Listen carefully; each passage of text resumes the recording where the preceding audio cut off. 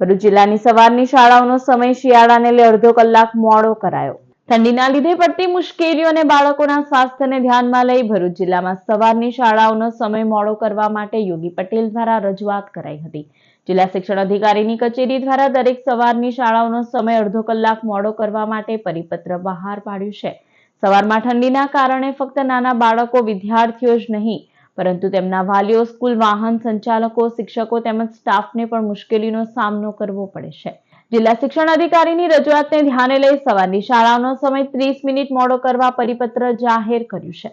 ભરૂચ જિલ્લાની અંદર દિવસે ને દિવસે ઠંડીનું પ્રમાણ વધી રહ્યું છે। સવારના સમય અતિશય ઠંડીના કારણે જે શાળાનો સમય સવારનો છે એ શાળાએ જતા બાળકોએ ઠંડીની સામે અનેક મુશ્કેલીઓ આવી રહી છે, તેમજ ઠંડીના કારણે તેમનું સ્વાસ્થ્ય ન જોખમાય એ માટે સવારની સમયે જે શાળાઓ છે એ શાળાના સમયે ફેરફાર કરવા માટે જિલ્લા શિક્ષણ અધિકારીને રજૂઆત કરવામાં આવી હતી। નાના નાના બાળકોએ જ નહીં પરંતુ આ ઠંડીના લીધે તેમની સાથે તે વાલીઓને તેમજ શાળા વાહન સંચાલકોને તેમજ શિક્ષકો તેમજ શાળાના સ્ટાફને પણ ઠંડીના કારણે અનેક મુશ્કેલીનો સામનો કરી રહ્યા હતા।